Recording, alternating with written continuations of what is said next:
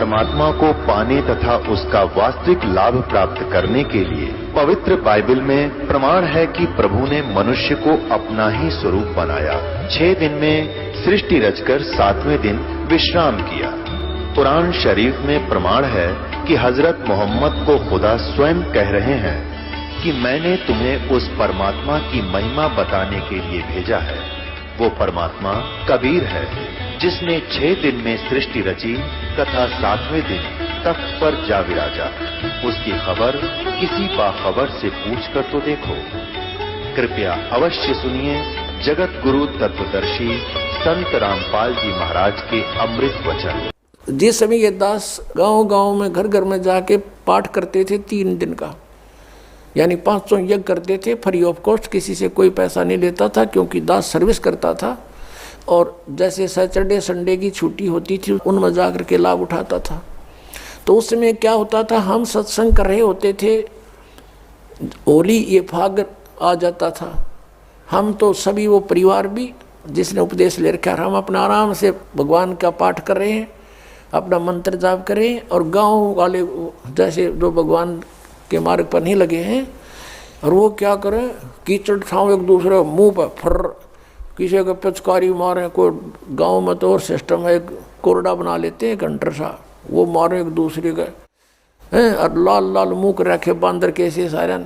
कोई गारा में पड़ा है, कोई घुट्टी लाई नो करता फिर रहा है, और हम बैठे भगवान का आनंद ले रहे हैं अपने कवाड़ बंद करके कि हमें डिस्टर्ब ना कर दे। तो इस प्रकार जो आनंद परमात्मा के मार्ग में है, इस भक्ति में है, इन बकवादों में नहीं हो सकता। तो इस तरह की हमने नहीं करना, क्योंकि हम यहाँ के वासी नहीं हैं और यहाँ सुख नाम की चीज़ नहीं है। आज हम खुशी मना रहे, 1 मिनट में ना जाने के बिजली गिर जाए। और परमात्मा की भक्ति करेंगे, इससे हमारा बचाव बनेगा। और ये इस तरह के जो मर्यादाहीन कार्य करने से नामखंड हो जाएगा। नामखंड होते ही भगवान रुष्ट हो जाएगा, आपके ऊपर काल का अटैक हो जाएगा और आपको फिर हानि हो जाएगी। तो इस डर से हमने अपना यहाँ टाइम पास करना है और भक्ति की ख्यास करना है, भक्ति बढ़ाते रहना है। धर्म पुण्य जो भी क्रियाएं बताइए सभी करते रहना, आखिरी सांस तक करना पड़ेगा आपको। और दूसरे टाइप से जो जीवित मरना है कि जैसे आप जी देखते हैं कि नाइट सर्विस में, यानी रात्रि सेवाओं के अंदर बसों में व्यक्ति जाते हैं और फिर सुबह शाम तक वापस आ जाते हैं। वो नाइट सर्विस में किस लिए जाते हैं कि उनको बहुत आवश्यक कार्य होता है और शीघ्र करने के लिए ही वापस आने के लिए गए होते हैं कि शाम तक लौट आऊँ। और ऐसे ही एक रात्रि सर्विस में गया, रास्ते में एक्सीडेंट हो गया, वापस आना था, इतनी शीघ्रता थी उसको, इतना आवश्यक कार्य था कि वापस आना था उसको, और दुर्घटना मृत्यु होगी नाइट सर्विस में। अब वो कहाँ गई वो शीघ्रता, कहाँ गए जिसके लिए पंजे ना टक्के थे, वो क्या ले गया साथ में। जैसे आपने ऋग्वेद मंडल नंबर 9 सूक्त 96 के मंत्र 18 में आपको दिखाया कि वो परमात्मा उस तीसरे मुक्ति धाम सतलोक में रहता है और वहाँ एक बहुत सुंदर सफेद गुम्मट के अंदर, गुम्बद उसमें रहता है, बहुत बड़े गुम्बद में। उसका यही आप गरीबदास जी कह रहे हैं, गुम्मट। गगन मंडल में गुम्मट है रंग होरी हो, जहाँ श्वेत ध्वजा फहरावे राम रंग होरी हो। उसके ऊपर सफेद ध्वजा परमात्मा का झंडा फहरा रहा है। बुद्धि बाणी से अगम है रंग होरी हो, सुरत नृत जहाँ लावे राम रंग होरी हो। अब चले हैं नीचे से सभी शरीर के बताने लगे हैं। नाभि कमल ब्रह्मा भय रंग होरी हो, ये सर्जे विष्णु महेश राम रंग होरी हो। त्रिगुण माया बिस्तरी रंग होरी हो, और सकल परवेश राम रंग होरी हो। चंद सूरज पानी पवन रंग होरी हो, कच्छ मच्छ कूरम्ब राम रंग होरी हो। ओम मंत्र आदि है रंग होरी हो, ये रचे सकल आरंभ राम रंग होरी हो। तीन गुणन पर तखत है रंग होरी हो, पांच तत्व पर काश राम रंग होरी हो। सुर नर मुनि जन देवता रंग होरी हो, सावतरी और गौरी राम रंग होरी हो। लक्ष्मी विष्णु के संग है रंग होरी हो, कमलापति में भंवर राम रंग होरी हो। किन्नर भूत पिशाच है रंग होरी हो, दान्य अंत अपार राम रंग होरी हो। राक्षस का रासा कहूँ रंग होरी हो, रचे सकल परिवार राम रंग होरी हो। गण गंधर्व ज्ञानी गुणी रंग होरी हो, चतुर्मूढ़ अनंत राम रंग होरी हो। ओम नाद अगाध है रंग होरी हो, अजब नवेला कंत राम रंग होरी हो। लख 84 जाति है रंग होरी हो, ये चार खानी के जीव राम रंग होरी हो। अंड्रज जेरज उद बुदा रंग होरी हो, श्वेत खान रचि पीव राम रंग होरी हो। अब क्या बता रहे हैं गरीबदास साहिब जी कि ये सभी राम नाम की होरी यानी भगवान को पाने की ट्राई कर रहे हैं। सावित्री, ब्रह्मा, विष्णु, कृष्ण जी, शंकर भगवान और सभी देवता ये सभी मालिक को चाह रहे हैं, पर इनको रास्ता ठीक मिला नहीं। आत्म और परमात्मा रंग होरी हो, एक देही में दो राम रंग होरी हो। सतगुरु मेला करते है रंग होरी हो, चलो अगमपुर धाम राम रंग होरी हो। दिल की अंदर द्वीप है रंग होरी हो, वो अगम भूमि स्थान राम रंग होरी हो। शून्य सरोवर हंस मन रंग होरी हो, वहाँ खेले फाग बसंत राम रंग होरी हो। कहते शून्य सरोवर में यानी ऊपर शून्य शिखर में एक सरोवर है, मान सरोवर है, और वहाँ सभी आत्माओं का पति वो एक दुल्हा यानी सतपुरुष वहाँ परमात्मा है, उसके साथ हम सब होली खेलेंगे या नकली दुल्हों के साथ हम होली खेलते हैं। बहुत दिन बीत गए। क्या बताते हैं? सोन सरोवर अंश मन रंग होरी हो, वहाँ खेले फाग बसंत राम रंग होरी हो। विष्णु शंकर से खेल ही रंग होरी हो, ये सुर नर मुनि जन संत राम रंग होरी हो। वो दुल्हा साहेब एक है रंग होरी हो, ये दुल्हन शंख असंख राम रंग होरी हो। घाट बाट इनको पावे नहीं रंग होरी हो, वो अवगत मार्ग बंक राम रंग होरी हो। अब क्या बता रहे हैं कि सभी ये ब्रह्मा विष्णु महेश और सभी उस परमात्मा से होली खेलने के लिए फिर रहे हैं, ट्राई कर रहे हैं, और वो दुल्हा एक है सतपुरुष जिसको सभी खोज रहे हैं, और दुल्हन शंख असंख राम रंग होरी हो, वो दुल्हा साहिब एक राम रंग होरी, यानी उसी से खेलने बात बनेगी। उसी की प्राप्ति के लिए प्रयत्न करने से आपका जीवन सफल होगा। इसका कहने का तात्पर्य, आप किसी अन्य के साथ होली खेलते हो, जैसे एक तो इस यहाँ का जो त्योहार होली इससे मिलता जुलता एक उदाहरण दे रहे हैं कि जैसे आप जी अपने पति के साथ होली खेलती हैं या कोई और नाती से खेलते हैं। कहते हैं कोई तो ब्रह्मा जी को इष्ट मान कर उसकी पूजा कर रहा है, उसके होली खेल रहा है, कोई विष्णु जी से खेल रहा है, कोई शंकर जी से खेल रहा है, कोई हनुमान जी से खेल रहा है, कोई श्याम जी है, और कोई भैरव भूत बतालों से। कहते तुम इनसे होली खेल रहे हो, इसे कोई यूज नहीं। वो एक है होली खेलन जोगा सतपुरुष, उसते खेलो होली, ये नकली होली इन गिला खेलते बहुत दिन हो गए, ये भी नासवानर तुम भी मृत्यु को प्राप्त हो जाओगे। श्रीमद् भगवत गीता अध्याय नंबर 4 के श्लोक नंबर 5 और 9 में गीता ज्ञानदाता कहता है, अर्जुन तेरे और मेरे बहुत जन्म हो चुके, तू नहीं जानता मैं जानता हूं। फिर गीता जी अध्याय नंबर 2 के श्लोक 12 में कहा कि अर्जुन तू ये मत समझे कि तू और मैं और ये सभी राजा पहले ना जन्मे थे या आगे जन्म नहीं होगा, अर्थात तू और मैं और ये सभी सैनिक पहले भी जन्मे थे, आगे भी जन्म होगा। 10वें अध्याय के दूसरे श्लोक में गीता में कहा गीता ज्ञानदाता ने कि मेरी उत्पत्ति को न ये देवता जानते न ऋषि जानते, क्योंकि ये मुझसे उत्पन्न हुए हैं। तो पिता की उत्पत्ति को संतान नहीं जान सकती, दादाजी बताया करता है। तो इस काल की उत्पत्ति परमात्मा कबीर परमेश्वर जो सबका बाबा सबका दादा सबका जनक है, उसने आके बताया कि इसका भी जन्म होता है। तो ये खुद कहता है 18वें अध्याय के 62वें श्लोक में कि अर्जुन तो सर्वभाव से उसकी शरण में जाओ, उस परमेश्वर की शरण में जाओ, उसकी कृपा से तो परम शांति को और सनातन परम धाम को प्राप्त होगा।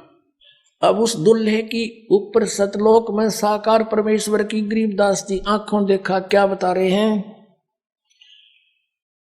सवेत गुमट सिर सेरा रंग होरी हो, सफेद गुमट और सिर पर सेरा, जैसे दुल्हा का शेरे हुआ करें, मुकुट है मालिक का।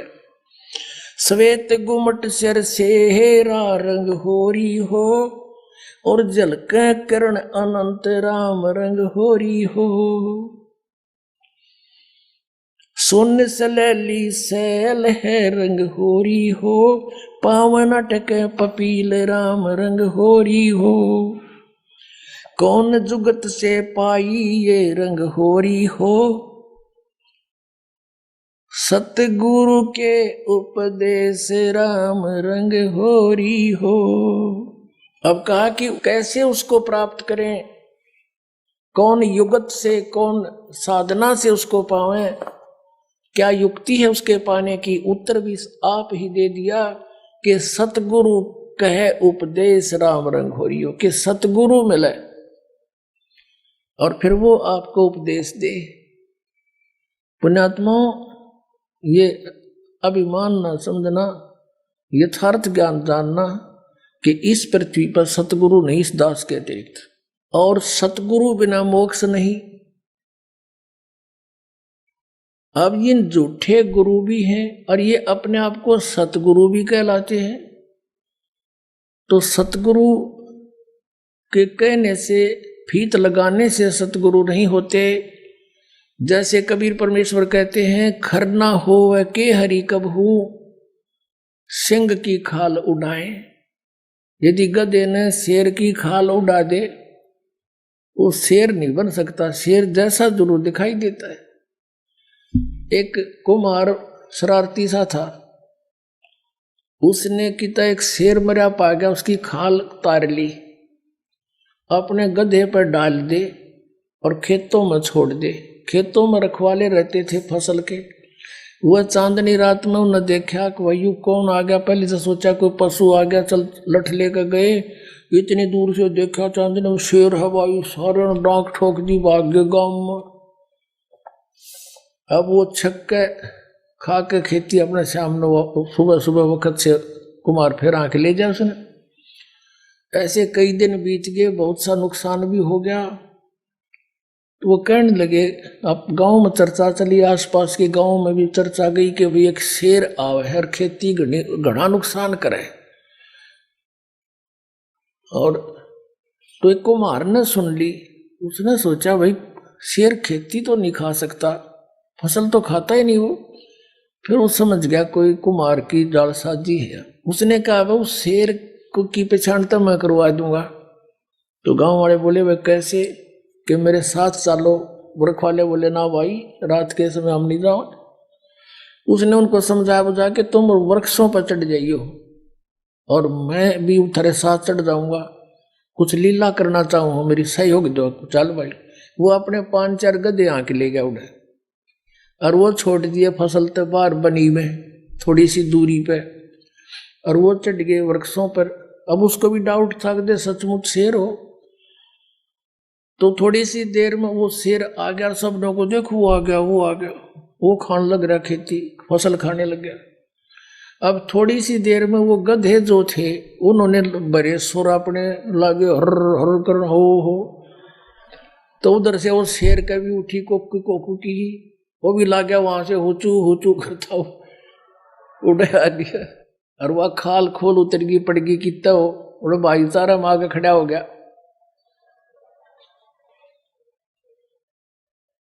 तब वो उनकी मत्स्य बदी कुमार ने तो पहचान दिया कि कति सागी गद आए है। नीचे उतर के आया न बोला यो रहा थारा शेर भाई। फिर वो जिस कुमार का गदा था उसको फिर पंचायत ने दंड लगाया, बेतने या के सोची नालायक कितना नुकसान कर दिया, तू ले लेता थोड़ा बहुत तूड़ा इसकी खातर, घुस ले लेता हमारे से चारा। तो कहने का भाव ये है कि गधे और शेर का बोली तो बेरा पटेगा। सतगुरु का पता नकली और असली का इस ज्ञान से पता चलेगा। ये बोली है, बोली से पता चलेगा कौन सतगुरु है, कौन सतगुरु नहीं है, कौन नकली है, कौन असली है। अब क्या बताते हैं, खेचरी बूचरी चाचरी रंग होरी हो, खेचरी बूचरी चाचरी रंग होरी हो, और अकल अगोचर जान राम रंग होरी हो, उन मनी घर आसन करो रंग होरी हो, ओ पावे पद निर्वाण राम रंग होरी हो, द्वादश दल में बैठिए रंग होरी हो, उल्टा नाभ समोव राम रंग होरी हो, तिरकुटी भंवर गुंजार ही रंग होरी हो, और स्वर्ण कलश को है रंग होरी हो, अमृत धारा बरस ही रंग होरी हो, ये पीव संत सुजान राम रंग होरी हो। फिर क्या बताते, नाम की सरवर ए नहीं रंग होरी हो, होता मूल उचारे राम रंग होरी हो। कहते हैं कि ये चाचरी भूचरी खेचरी उन्मनी इनसे मालिक प्राप्ति नहीं है, नाम की सरवर है नहीं रंग होरी हो, यानी नाम की बराबरी कुछ नहीं कर सकता नाम से जो लाभ होगा। नाम की सरवर है नहीं रंग होरी हो, ओता मूल उचार राम रंग होरी हो, यानी जिसके पास वो मूल मंत्र है, मूल ज्ञान है, मूल नाम है, उससे लाभ होगा। फिर बताते हैं, काल कर्म का नाश कर रंग होरी हो, अजप्पा जाप जपै राम रंग होरी हो। अजप्पा श्वास उश्वास से, पान अपान में भेव राम रंग होरी हो, तन मन की जपेस राम रंग होरी हो, श्वासा सुमरण कीजिए रंग होरी हो, ऐसे हो परवेश राम रंग होरी हो। कहते श्वासा सिमरण कीजिए, श्वास उश्वास से सिमरण कीजिए, ऐसे प्रवेश होगा उस महल में जहां सब सखियों का दुल्हा रहता है। श्वासा सुमरण कीजिए रंग होरी हो, ऐसे हो परवेश राम रंग होरी हो, नाम की सरवर है नहीं रंग होरी हो, होता मूल उचार राम रंग होरी हो, काल कर्म का नाश करे रंग होरी हो, अजप्पा जाप जपंते राम रंग होरी हो, ओम सोम नाद भरे रंग होरी हो, ये परख नवेला कंत राम रंग होरी हो। ये सतनाम बताया है कि इससे उस नाम के द्वारा श्वास उश्वास के सिमरण जप्पा जाप से उस सतलोक में जाया जाएगा। मन राजा खेलन चला रंग होरी हो, तिरबेणी के तीर राम रंग होरी हो, मन राजा खेलन चला रंग होरी हो, पर पटन की सैल राम रंग होरी हो, पावन टके पपील के रंग होरी हो, ये पंडित लादे बैल राम रंग होरी हो, जावा महल कबीर का रंग होरी हो, राई ना ठहराव राम रंग होरी हो। चार वेद पंडित पढ़ा रंग होरी हो, ये 52 अक्षर लेख राम रंग होरी हो, वो अक्षर याम नहीं रंग होरी हो, वो रहे सतलोक में राम राम रंग होरी हो। इसमें क्या बताया है कि इन तुम चारों वेदों में वो मंत्र नहीं है जिससे परमात्मा मिले। कबीर साहब कहते हैं वेद हमारा भेद है, मैं ना वेदन के माही, और जौन वेद से मैं मिलूं ये वेद जानते नहीं। वो वेद कौन सा है? सूक्ष्म वेद, उसमें परमात्मा के पाने का विधान सतनाम लिखा है क्लियर। इन वेदों में वो सतनाम नहीं है। परमात्मा कहते हैं सो हम शब्द हम जग में लाए, और सार शब्द हमने फिर भी गुप्त छिपाए। कागज कलम कलेस है रंग होरी हो, वहां शाही का नहीं काम राम रंग होरी हो। तारंग मंत्र लीजिए रंग होरी हो, तारंग मंत्र पार करने वाला मंत्र ले ले। कौन सा? तारंग मंत्र लीजियो रंग होरी हो, यो सतनाम का नाद राम रंग होरी हो। वो सुकृत नाम उचार है रंग होरी हो, वो लीला अगम अगाध राम रंग होरी हो। सोहम ऊपर और है रंग होरी हो, सत सुकृत एक नाम राम रंग होरी हो। कहते हैं इस सोहम से ऊपर भी एक और नाम है जिससे मोक्ष होगा। ओम सोहम मध्य है रंग होरी हो, वो मूल मंत्र पावे राम रंग होरी हो। कहते इन मंत्रों से भी अलग वो एक और सार नाम है, मूल मंत्र है, वो नहीं मिलाते, ये भी यूजलेस है। ओम आनंदी लहर है रंग होरी हो, ये सोहम मुक्ता संद राम रंग होरी हो। अपनात्मा ये है सूक्ष्म वेद, जो इस चारों वेदों से भी जटिल ज्ञान है। हर सिंपल लैंग्वेज में ज्ञान का और लैंग्वेज का कोई मेल नहीं होता। वही ज्ञान किसी भी लैंग्वेज में हो, पर उस ज्ञान के का जानकार तत्वदर्शी संत हो, वो सब साफ कर देता है, समझ लेता है। यहां कहा है कि जो ओम मंत्र है, जैसे श्रीमद् भगवद गीता अध्याय नंबर 8 के श्लोक 13 में गीता ज्ञानदाता कहता है कि अर्जुन ओम इति एकाक्षरम ब्रह्म व्यवहारण मामन समन्वय पर्याति तजन देहम सयाति परमाम गतिम। मुझ ब्रह्म का केवल एक अक्षर ओम है, नथिंग एल्स।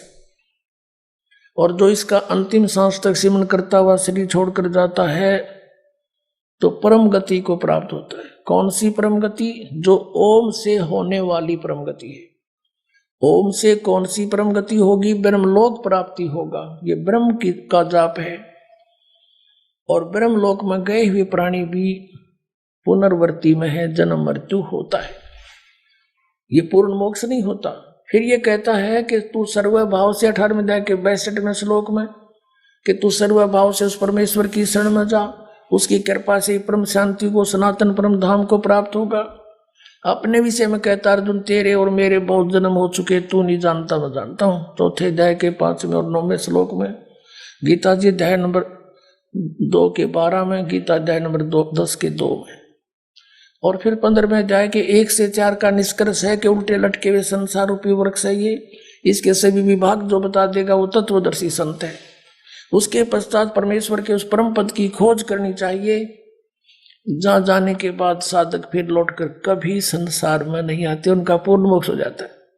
फिर बताया है गीता जी अध्याय नंबर 17 के श्लोक नंबर 23 में उस परमेश्वर के पाने का, सच्चिदानंद घन ब्रह्म के पाने का मंत्र बताया है। ओम तत्सत इति निर्देश ब्रह्मण त्रिविध समर्थ।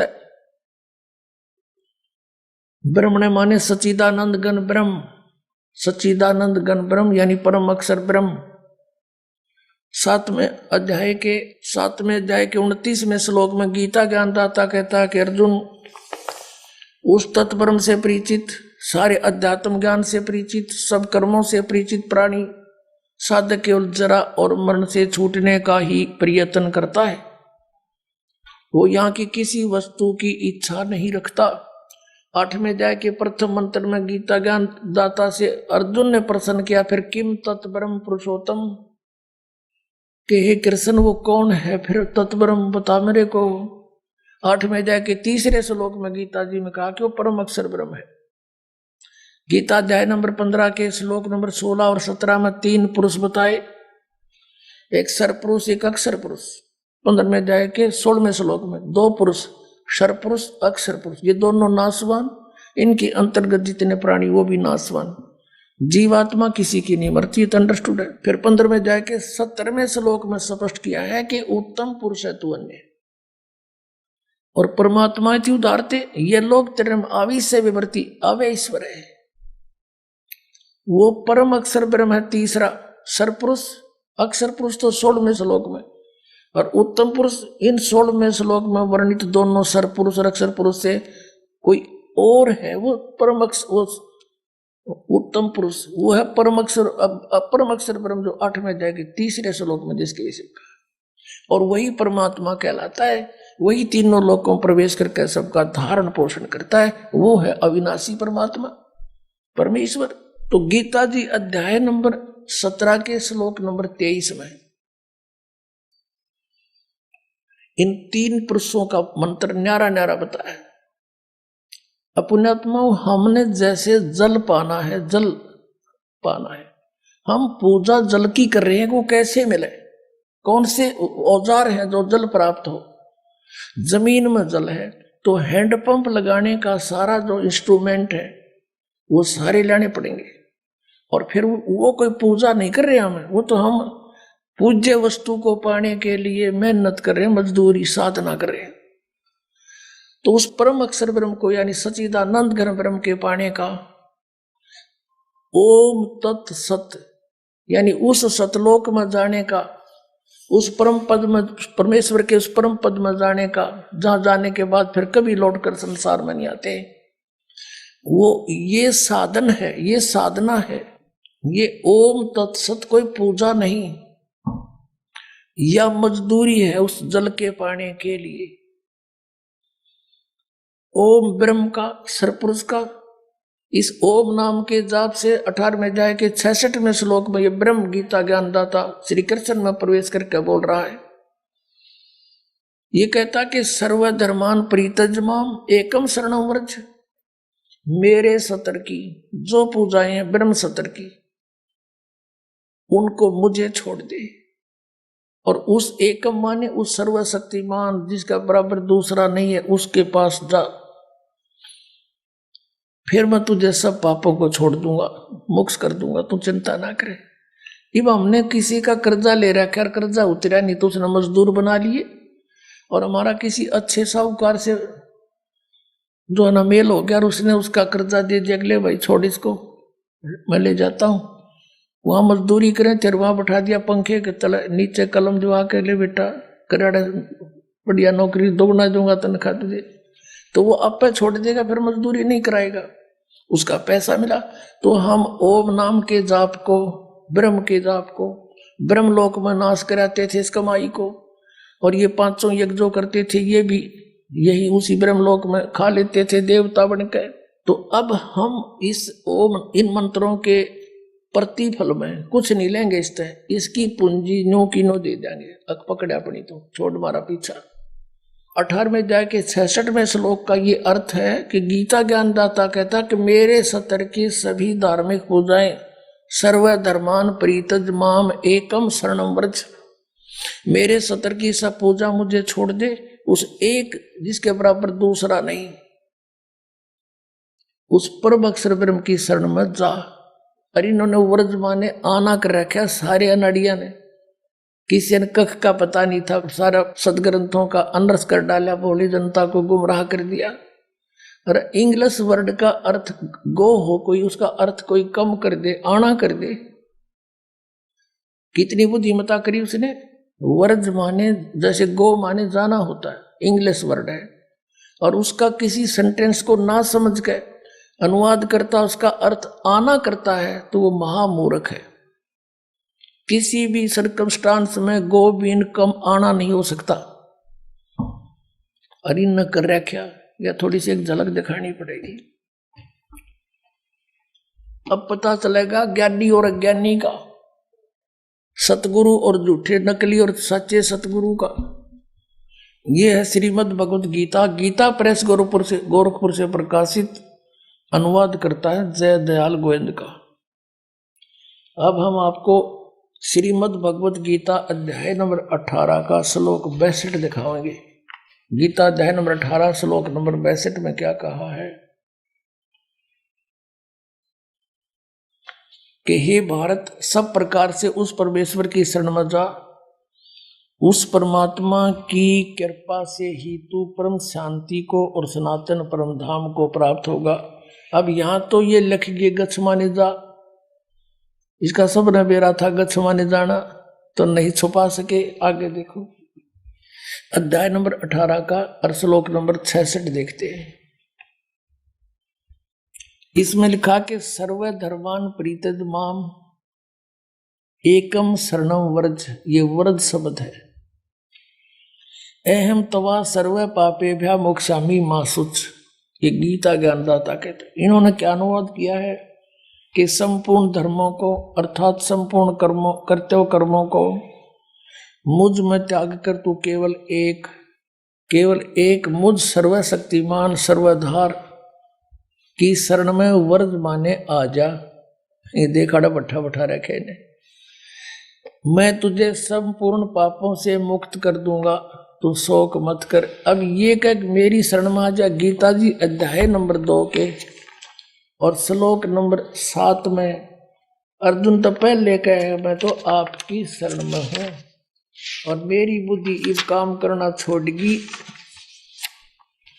ये देखिएगा अध्याय नंबर 2 का और श्लोक नंबर ये 7 है, ये 7 नंबर श्लोक है। इसमें कहा है कि कायरता रूप दोष से अपहत हुआ स्वभाव वाला धर्म के विषय में मोहित चित्त हुआ मैं आपसे पूछता हूं, जो साधन निश्चित कल्याणकारक हो वह मेरे लिए कहिए, क्योंकि मैं आपका शिष्य हूं, इसलिए आपके शरण हूं, मुझको शिक्षा दीजिए। अब ये कहे कि तू मेरी शरण में आ जा तो नहीं जची बात। अर्जुन तो पहले कहे मैं तो आपकी शरण हूं, आपका शिष्य हूं, मेरी बुद्धि काम नहीं करती, मेरे कल्याण में जो उचित हो वो बता दे। अब यहाँ फिर नो कहे कि मेरी शरण में आ जा, यानी जच्ची। और 18 में जाए कि 62 श्लोक में सपट कहा है कि उसकी शरण में जा। अब कोई ये कहता है इनसे कि वो भगवान श्री कृष्ण किसकी शरण में जाने को कहता है, कहता अपनी शरण में कह रहा है। इन नोटकलबाजी मार रखी थी। अब ये आपने देखा गीता प्रेस गोरखपुर से प्रकाशित पुस्तक, जिसमें वर्ज माने आना लिख रखा है, जबकि वर्ज माने जाना होता है। आपको शब्द कोश दिखाता हूं, संस्कृत हिंदी कोश। ये कौन है, इसका संग्रह करता वामन शिवराम आपटे, और ये यहां से छपा है मोतीलाल बनारसी दास पब्लिशर्स प्राइवेट लिमिटेड दिल्ली से। इसमें दिखाते हैं आपको, ये देखिएगा वर्ज, यहां पर है वर्ज। वर्ज माने जाना, चलना, प्रगति करना, विदा होना। अब आपको दिखाते हैं, ये तो सब नकलियों की, एक का कुएं का पानी, एक का कुएं की भांग पी रखी। नहीं देखो, श्री सुधांशु जी आचार्य, श्रीमद् भगवत गीता आचार्य सुधांशु जी महाराज, और ये प्रकाशक हैं विश्व जागृति प्रकाशन, ओंकारेश्वर महादेव मंदिर, जी ब्लॉक मानसरोवर गार्डन दिल्ली। यहां से ये इनके प्रकाशक हैं मुद्रक के। ये है 18वें अध्याय का 66वां श्लोक, 18वां अध्याय और 66वां। सर्व धर्मान परित्यज माम एकम शरणं व्रज अहम तवा सर्व पापेभ्यो मोक्षामि मा शुच। संपूर्ण धर्मों का आश्रय छोड़कर तू केवल मेरी शरण में आ जा। ठीक है, ये तो सुधांशु जी। और अब देखो आसाराम जी, ये है श्री आसाराम जी के आश्रम से अनुवादित और प्रकाशित संत श्री आसाराम जी आश्रम अहमदाबाद, ये यहां से छपी है। श्री योग वेदांत सेवा समिति संत श्री आसाराम जी आश्रम, संत श्री आसाराम जी बापू आश्रम, मार्ग अहमदाबाद। इसके दिखाते हैं, ये है 18वां अध्याय और 66वां श्लोक। एकम शरणं व्रज, संपूर्ण धर्मों को अर्थात संपूर्ण कर्तव्य कर्मों को मुझ में त्याग कर तू केवल एक मुझ सर्वशक्तिमान सर्वाधार परमेश्वर की शरण में आ जा। व्रज माने आ जा। अब दिखाते हैं ये सतपाल अंसा देश वालों की, ये देखिएगा श्रीमद् भगवत गीता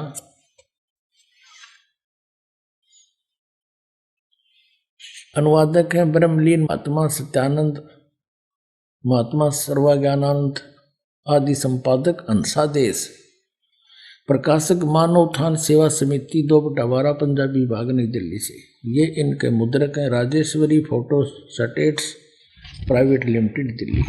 और इनका देखना, इन्हें तो कति इकट्ठा काम कर रखा है, 3-3 4-4 इकट्ठे के सीट रखे। ये तो सिर्फ अपनी पुस्तकें बनाकर बेचना ही उद्देश्य रखते थे। ये देखिएगा, ये है अष्टदशो अध्याय 18वां अध्याय और यहाँ पर है सर्व धर्मान परित्यज माम एकम शरणं व्रज अहम तवा सर्व पापेभ्यो मोक्षामि मा शुच। ये 3-4 का इकट्ठा इन्होंने अनुवाद कर रखा है। ये देखना अगले पृष्ठ पे, इसमें लिखा है कि सर्व धर्मों के कर्मों को छोड़कर केवल मेरी शरण में आ जा। ठीक, अपने आत्माओं एक और कमाल दिखाऊंगा आपने, इन शर्म भी ना आई। ऊपर तो लिख रहे हैं व्रज माने जाना, मीनिंग मत सही लिख रहे हैं, और अनुवाद में फिर घुमाना। देखो देखो कमाल की बात, चौड़े में झूठ बोल रखी ने। ये है श्रीमद् भगवत गीता यथारूप, और कहां से छपी है? कृष्ण कृपा मूर्ति श्रीमद् एसी भक्ति वेदांत स्वामी प्रभुपाद संस्थापक आचार्य अंतर्राष्ट्रीय कृष्ण भगवान अमृत संघ, एस्कॉन वाले बोल रहे हैं, एस्कॉन वाले। और इन्होंने लिखा है कि विश्व में सबसे अधिक इस संस्था की पुस्तक बिकती है। यह देखना, ये आपको सुना दिया। द्वारा किसके द्वारा अनुवादित है? कृष्ण कृपा श्री मूर्ति श्रीमद् एसी भक्ति वेदांत स्वामी प्रभुपाद संस्थापक आचार्य अंतर्राष्ट्रीय कृष्ण भगवान अमृत संघ। और यहां से ये और छपी है, ये भक्ति वेदांत बुक ट्रस्ट। ये बड़े दूसरे देशों में भी, Los Angeles, London, Stockholm, Sydney, Hong Kong, Mumbai. अब हम अपने मतलब का काम देखेंगे। ये है 18वां अध्याय, 18वां अध्याय और श्लोक नंबर 66 यहां से शुरू होता है। सर्व धर्मान परित्यज माम एकम शरणं व्रज अहम तवा सर्व पापेभ्यो मोक्षामि मा शुच। इसका अनुवाद किया है यहाँ पर, और देख कमाल कर रखे इन्होंने। ये है शब्दों के अर्थ। सर्वधर्मान समस्त प्रकार के धर्म, परित्यज माने त्याग कर, परित्यज्य माने त्याग कर, माम माने मेरी, एकम माने एक मात्र, शरणम माने शरण में, व्रज माने जाओ। ठीक है, या तो बिल्कुल सही लिखा है इन्होंने, बुद्धिमता दिखाई। व्रज माने जाना और मेरी शरण में जाओगा, अर्थ क्या है? अब यहां देखना, ये अनुवाद है इनका, समस्त प्रकार के धर्मों का परित्याग करो और मेरी शरण में आओ। अरे वाह शेरो, या तो जाना और यहां घुमाना। अरे वाह बुद्धिमानो, ताला पड़ दिया। अब देखो नक्की से डले डवा रखे जनता पे भगवान, या इसी मोटी पुस्तक बना रखे गीता जी, एवढे गीता या अरे 1 घंटे का प्रवचन, इसके सारा निर्णय हो जाता। दास आपके समक्ष करा रूबरू। इन अड़ंगे को छुपाने के लिए अपने ज्ञान को किसी मोटी पुस्तक की बना रखी, साधक संजीवनी। और इस 18वें जाके 66वें श्लोक को एक सीधा अर्थ जाना, इसका ना समझ माने से इसको उल्ट सुड अड़गम सड़गम कर इसके को 12 पृष्ठ पर रखे अपने अज्ञान को और ज्ञान बनाने के लिए। बता गोबर का हलवा बन सके कभी? इन तो अड़ंगा कर दिया। ऐसे बढ़िया सदग्रंथ का इन्होंने अड़ंगा कर डाला, अनर्थ करके देखिएगा। ये है साधक संजीवनी। ये किसके द्वारा है? श्री राम सुखदास। श्री राम सुखदास है इसके अनुवाद करता, जो बड़े महापुरुष माने जाते हैं। और देखना स्वामी राम सुखदास से इसके अनुवादक हैं। और कहां से छपी है? गीता प्रेस गोरखपुर, यहां से छपी है। अब इसके आते हैं हम उसी स्थान पर। ये देखिएगा, ये भगवान कबीर ये माया अटपटी सब गट आनड़ी, किस किस न समझाऊं या कुआ भांग पड़ी। 18वें अध्याय का 66वां श्लोक यहां से है। क्या लिखा है? सर्वधर्मान परित्यज माम एकम शरणम व्रज अहम तवा सर्व पाप्यो भो मोक्षामि मा शुच। यहां देखिएगा, संपूर्ण धर्मों का आश्रय छोड़कर तू केवल मेरी शरण में व्रज माने आ जा। वाह जी वाह। अब देखो ये है 1200 पृष्ठ से शुरू किया इन्होंने। इस व्रज माने जाने को आना अड़ंगा करने के लिए यहां से शुरू करी थी बकवाद इसने। देखकर कितने छोटे छोटे अक्षर है, अखबार के से समाचार पत्र जैसे, और कितनी बढ़िया पुस्तक देखिए। मेरी एक गिट भी छोटी रह जाए, ये देखो। और फिर भी 2 इंच बच गई। और चौड़ाई देखो, ये देखो तेरा गजब, वो तेरा भला, ये भगवान यहाँ कर आकर टेके हैं। देख 1200 से शुरू किया इन्होंने अड़ंगा अड़ा करना। बता। और फिर यहाँ आके ये 1217 पर 17 पृष्ठ, वो तेरा गजब हो गया। 1217 पे यहां तक ये चल रहा है। 18वें अध्याय का 66वां श्लोक। यशोदा मैया दाऊद जी कहते हैं। ये बता इसका क्या लिंक था आने और जाने में? यशोदा मैया कितना है इसमें? मूर्ख बना रहे, ये मारे बना के यशोदा मैया। सारे भूत बनवा दिए मारे। अब गीता जी में कहीं भी नहीं लिखा हरे राम कृष्ण कृष्ण हरे हरे राधे राधे श्याम मिला दे। है ये कोई मंत्र? ये कहां से लाइए? ये शास्त्र में गीता का मनमाना आचरण है। और गीता जी अध्याय नंबर 16 के श्लोक 23 में कहा कि शास्त्र विधि को त्याग कर जो मनमाना आचरण करते हैं उनको ना तो सुख हो, ना उनकी गति हो, ना कोई सिद्धि प्राप्त हो, यूजलेस। फिर कहा कि अर्जुन इससे तेरे लिए कर्तव्य और अकर्तव्य की अवस्था में सदग्रंथ ही प्रमाण है, उनसे बाहर कोई भी मंत्र जाप मत कर लिए, ना तो बिरान माटी हो जाएगी। और ये सारे इस्तेमाल करा आउट ऑफ सिलेबस पढ़ा रहे हमारे को। एक और दिखाते हैं, बहुत बड़े विद्वान माने जाते थे डॉक्टर सर्वपल्ली राधा कृष्णन, कहते इस जैसा विद्वान तो धरती पर नहीं हुआ। ये देखो, ये है इसके राइटर, अनुवाद करता। ये हिंदी पॉकेट बुक से छपी है। विश्व विख्यात दार्शनिक डॉक्टर सर्वपल्ली राधा कृष्णन के अंतरराष्ट्रीय ख्याति प्राप्त गौरव ग्रंथ। अब इस गौरव ग्रंथ में देखेंगे। ये देखो, सर्व 66वां श्लोक 18 में जाएगा। सर्व धर्मान परित्यज माम एकम शरणम व्रज। सब कर्तव्यों को छोड़कर तू केवल मेरी शरण में आ जा। ये देख लो, विश्व विख्यात विद्वान। एक और दिखाता हूं आपको, एक नया इंजीनियर पा क्या था इस गीता के अनुवाद में। ये आर्य समाज के धुरंधर विद्वान जो महर्षि दयानंद के विचारों से प्रभावित होकर और इन की सा नाश करा। देख, यह एक पुस्तक है, ये है गीता वैदिक, भगवत गीता भाष्यम विवरणोपेतम। भाष्यकार हैं श्री स्वामी आत्मानंद जी सरस्वती, प्रकाशक हरियाणा साहित्य संस्थान, गुरुकुल झज्जर, जिला झज्जर।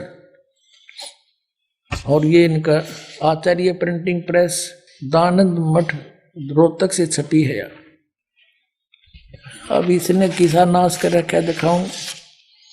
इसने क्या लिखा है प्राकथन में, गए पृष्ठ पे क्या लिखा है देखिएगा, ताड़ा पड़ा। कई चतुर शिल्पी ही इस तह को मूल रत्न में से एक अणु को नष्ट किए बिना दूर कर सकता है। अब तक जिस शिल्पी ने इसका मार्जन करना चाहा, इसे शान पर चढ़ाना चाहा, वह प्राय इस रत्न के उद्गम स्थान अनेक हीरक रत्नों के महान खान महाभारत का अवलोकन किए बिना ही इसे शान पर चढ़ा देता था। जिससे इस रत्न में कुछ न कुछ खनिज मिल भी रह ही जाता था, मल भी रह जाता था। और अब क्या बताया है कि वे चतुर शिल्पी प्राय पाठकों के परिचित ही हैं। आपका यहां लिखा है, अब साहित्य समाज के सौभाग्य में से इस रत्न यानी को एक चतुर शिल्पी मिला है, जो इसकी मूल खान से केवल परिचित नहीं है, अपितु वह इसका भली भांति निरीक्षण भी कर चुका है। उस शिल्पी के पुरुषार्थ से गीता रत्न बहुत कुछ अपनी वास्तविक आभा को प्राप्त कर सकता है। और कहते हैं इस शिल्पी ने शान पर चढ़ा के और इस गीता को छांटा है। यानी एक शान हो से जैसे लोहार करा करें, उस पर कोई पिना करें लोहे की घूमती हुई फिर किसी होती है, उसने घिसा घिसा के और उसका कोई औजार बनाते हैं। ये इन्हों का है कि इस आत्मानंद आर्य समाजी आचार्य ने गीता को सही काट छाट कर सही रत्न काट दिया।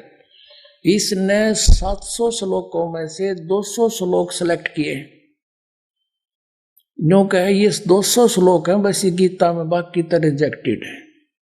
ये देखिए इसका अकल कहां तक कित रोवांगे, सारे की बिजली पड़ रही है इनमें। अब ये क्या बताता है, अब थोड़ा सा हिंट दूंगा अपने में, घना तो इतना समय नहीं इनको बर्बाद करने का। ये क्या बताता है, गीता में प्रक्षेप यानी मिलावट है गीता में। यूनो का है आत्मानंद, नवम दसम एकादश और द्वादश अध्याय ये सारे मिलावट हैं।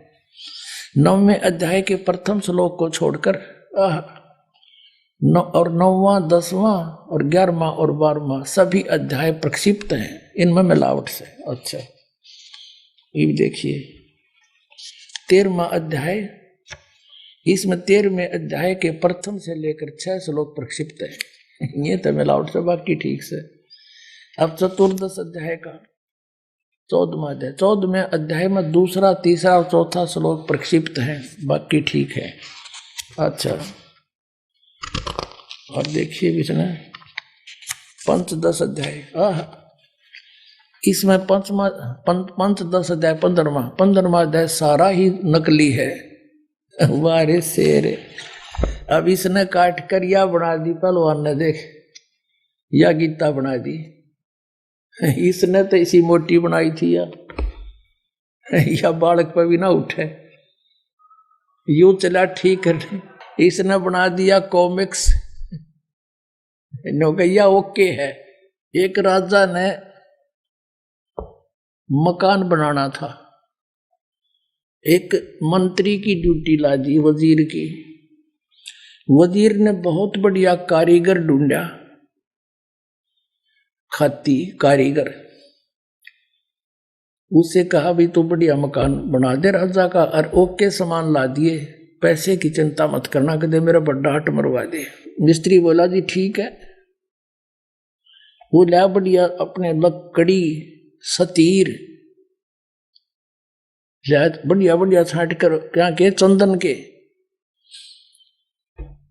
एक बहुत बढ़िया सैतीर लाया था, उड्डन बीम, और अच्छा 20 फुट लंबा, 17-18 फुट लंबा, और अच्छा ऐसा मोटा और नो, बहुत सुंदर।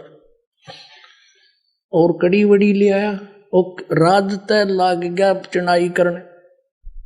उस कड़ी और सैतीर को रखवा के एक और दूसरे मकान में राजा के में, मंत्री ने सोचा भाई राजा का काम है और कहीं कोई चीज त्रुटि युक्त ना हो, किसी और मिस्त्री ने कारीगर ने और दिखा लूं। पूछा भाई कोई अच्छा सा कारीगर हो, जानकार हो लकड़ी के बारे में। पता चला जी ऐसे ऐसे है, तो उसको बुलाया और कारीगर को, उसको आके देखा भी देखना ये कड़ी लाए हैं, ये सतीर लाए हैं, ओके है कि नहीं। अब उसने सोची जैत ने ओके कह दी तो उस कारीगर की महिमा बनी जाएगी।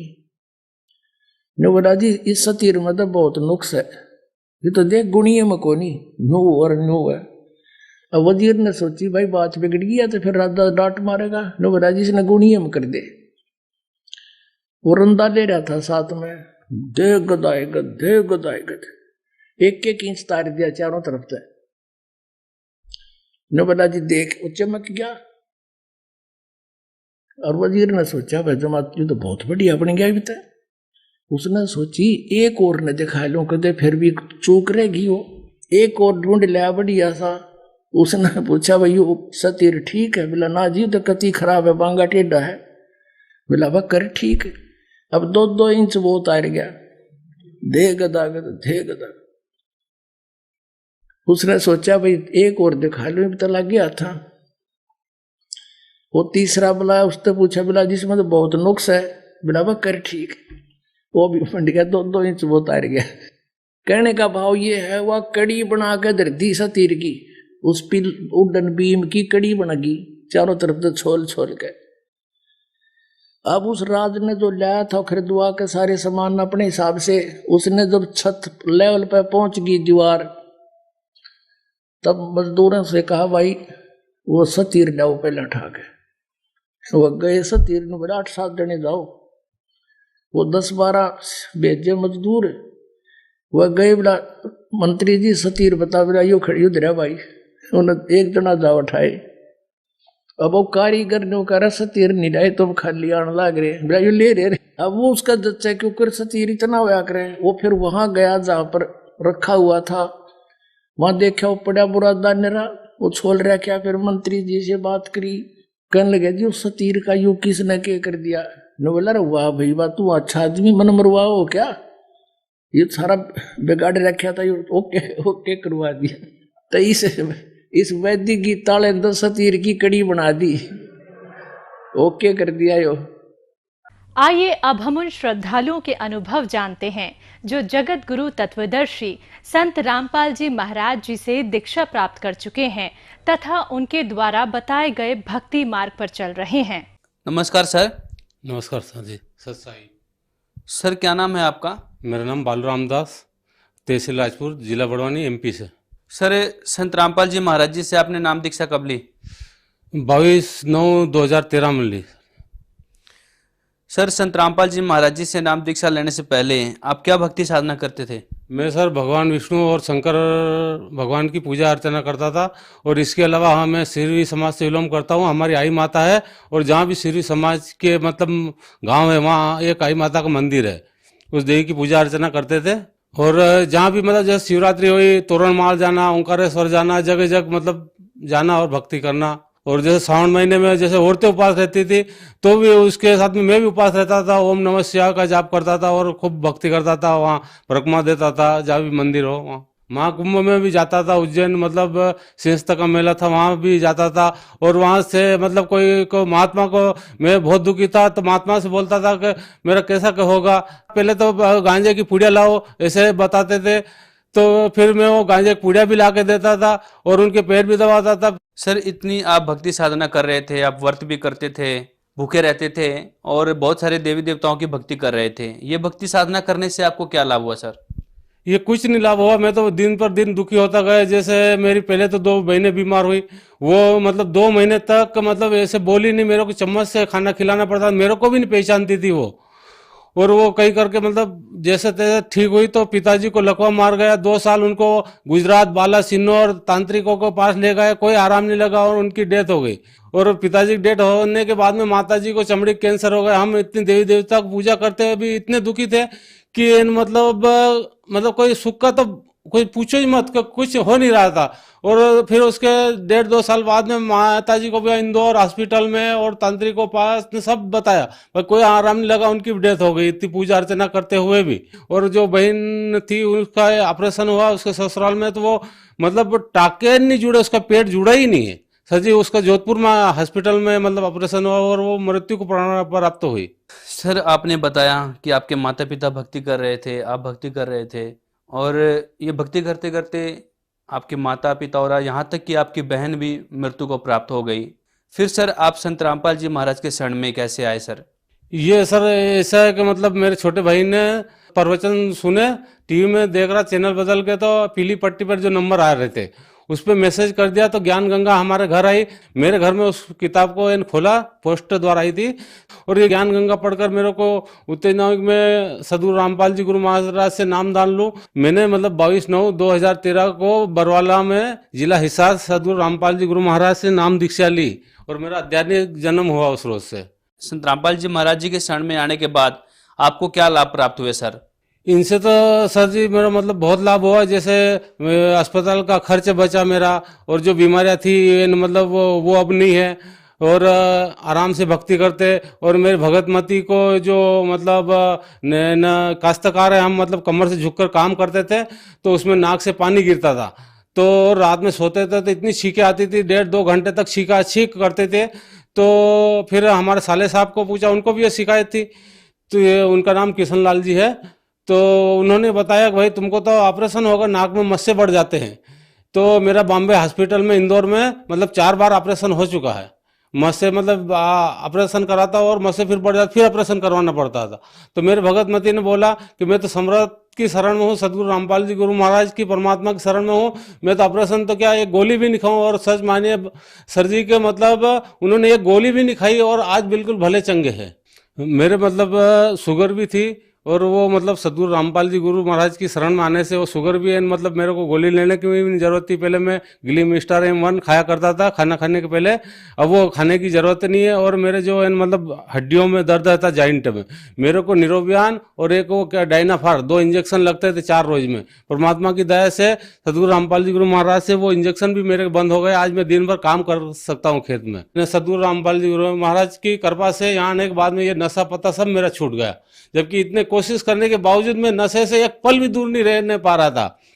और यहाँ तक कि मैं मतलब बरवाला गया तो रास्ते में ट्रेन में भी बीड़ी पीते पीते गया, और वहाँ मतलब गुरु जी के आश्रम के आगे भी 4 बीड़ी पी, और उसके बाद में जो वहाँ डाला तो आज तक मैंने उसको हाथ भी नहीं लगाया। ये उनकी सदगुरु रामपाल जी गुरु महाराज की कृपा हुई परमात्मा की मेरे ऊपर। सर जो श्रद्धालु आपको देख रहे हैं, आप उन्हें क्या संदेश देना चाहेंगे? सर संदेश तो क्या दूँ, मैं प्रार्थना करना चाहता हूँ कि भाई मैं जितना नशा करता था आज मैंने छोड़ दिया, तो मतलब जो भी नशा करने वाला है, जो भी सही भक्ति अपनाना चाहता है, ये दूसरे के चंगुल में फंसे हुए हैं, तो वो मतलब आके सदगुरु रामपाल जी गुरु महाराज से नाम दीक्षा ले और अपना कल्याण कराएं। संत रामपाल जी महाराज जी से नाम दीक्षा कैसे ले सकते हैं सर? टीवी पर सत्संग चलता सदगुरु रामपाल जी गुरु महाराज का, उसमें पट्टी चलती है, उसमें मोबाइल नंबर आते हैं, तो वो मोबाइल नंबर पर कांटेक्ट करें और अपने मतलब जिले या तहसील में नामदान केंद्र पर अपना नामदान ग्रहण कर सकते हैं। धन्यवाद सर। सत्साई।